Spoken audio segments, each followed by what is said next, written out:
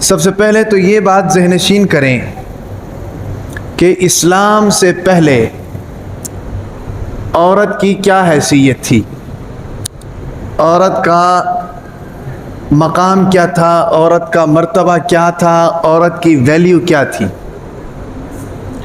اگر ہم تاریخ کے اوراق کو پلٹ کر دیکھیں تو تاریخ میں ہمیں ملتا ہے کہ دنیا کی مختلف قوموں میں عورت کا مختلف مقام تھا۔ فرانس کے لوگ جو ہیں وہ عورت کے بارے میں یہ نظریہ رکھتے تھے کہ عورت جو ہے یہ پورا انسان نہیں ہے، آدھا انسان ہے، اور معاشرے کے اندر جو بگاڑ ہے، جو فساد ہے، اس کا سبب اور ذریعہ یہ عورت ہے۔ عورت کے بارے میں یہ نظریہ فرانس کی تاریخ میں اگر ہم پڑھیں تو نظر آتا ہے۔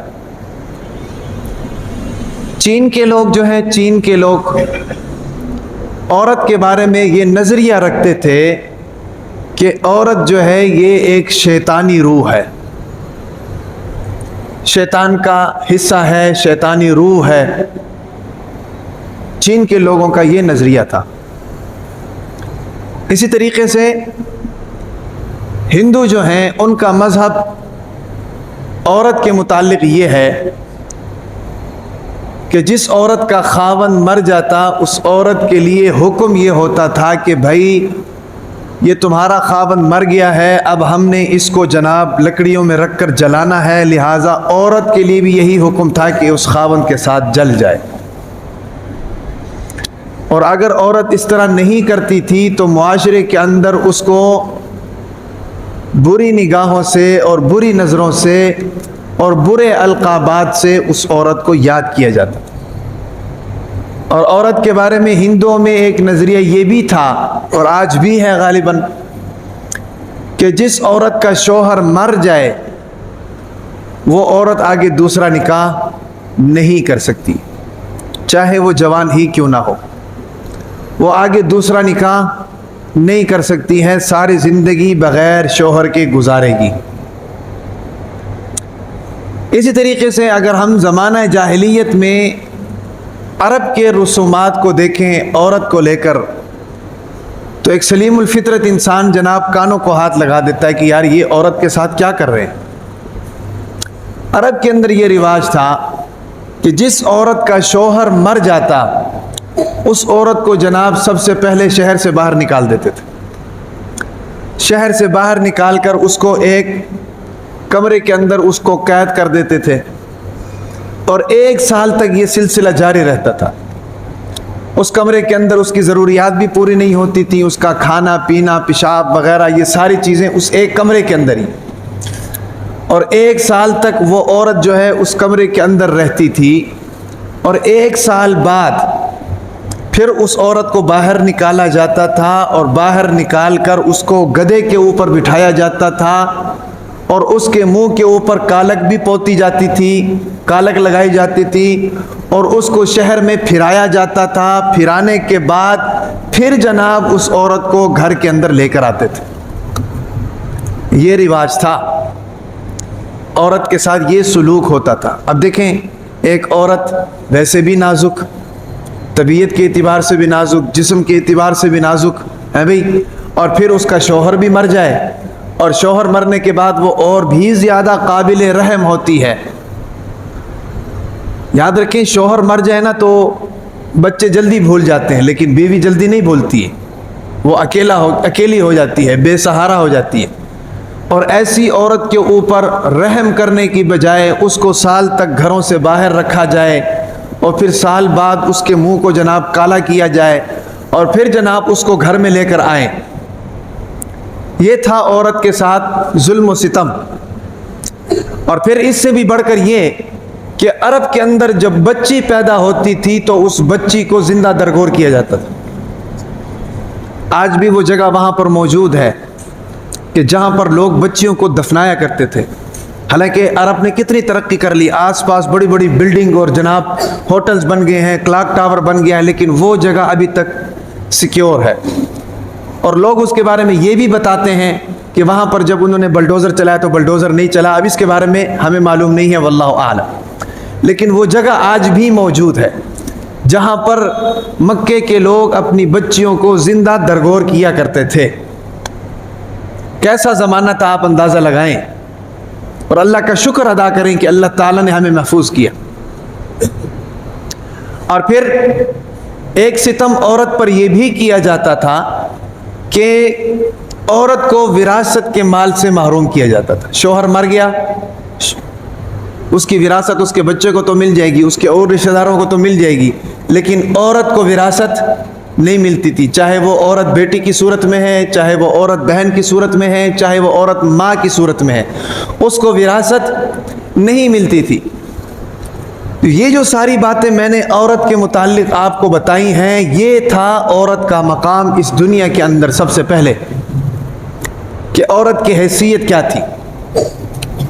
اللہ تعالیٰ نے ہم سب پر ایک احسان کیا. وہ احسان کیا ہے؟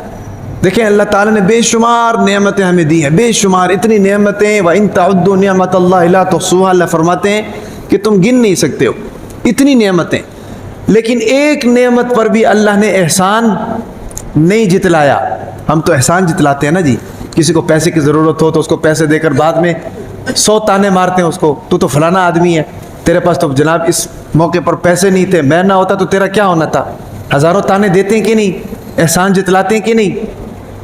کسی کو کچھ دے کر بعد میں خود کو کچھ ضرورت ہو تو اپنے احسان کو سامنے لے آتے ہیں. فلانے موقع پر تجھے اس چیز کی ضرورت تھی، میں نے تمہیں دی تھی، لیکن اب مجھے اس چیز کی ضرورت ہے تو تمہیں بھی مجھے دینا چاہیے.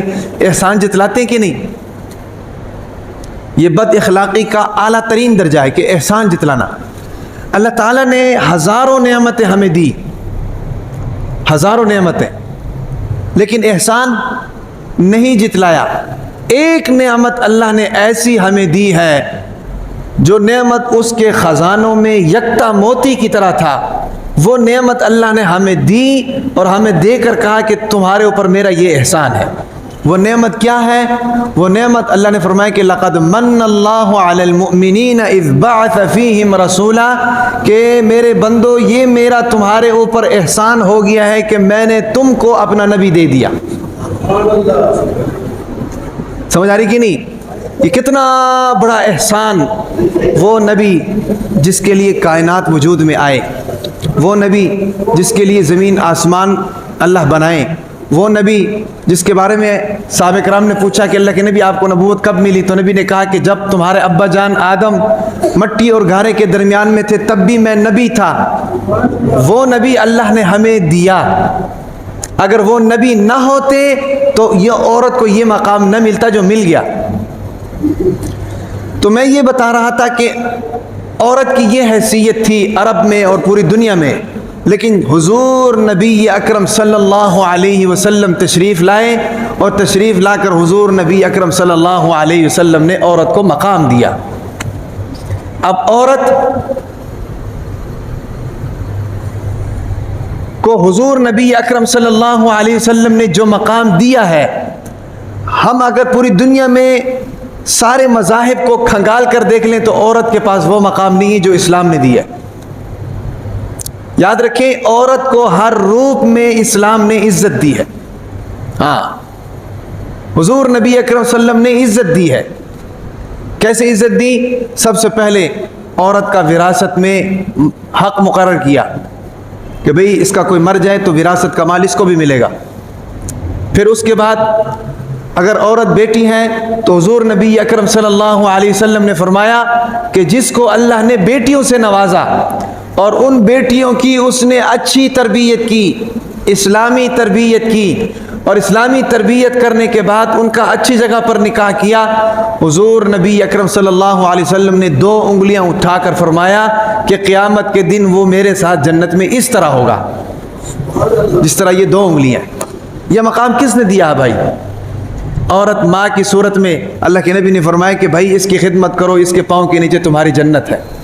عورت اگر بہن کی صورت میں ہے تو فرمایا کہ بھائی تم اس کے بھائی ہو، تم اس کی حفاظت کرو، تم اس کی عزت و ناموس کی حفاظت کرو. عورت اگر بیوی ہے تو شوہر کے اوپر اس کے حقوق رکھے کہ یہ بھائی بیڈ میں بیٹھ کر آرام کرے گی اور تم باہر جا کر کام کر کے لا کر اس کو دو. یہ مقام جو ہے عورت کو جو دیا ہے. آپ دیکھیں نا، آپ سب مرد حضرات ہیں، سارا دن کھجل خوار ہوتے ہیں بھی. خواتین گھر میں بیٹھی ہوتی ہیں، آرام کر رہی ہوتی ہیں، سکون کر رہی ہوتی ہیں، صرف شوہر کا خیال کرنا ہے، اس کے بچوں کا خیال کرنا ہے، اس کے گھر کا خیال کرنا ہے. سارے معاملات جو ہیں وہ تو شوہر مرد اٹھا رہا ہے کہ نہیں.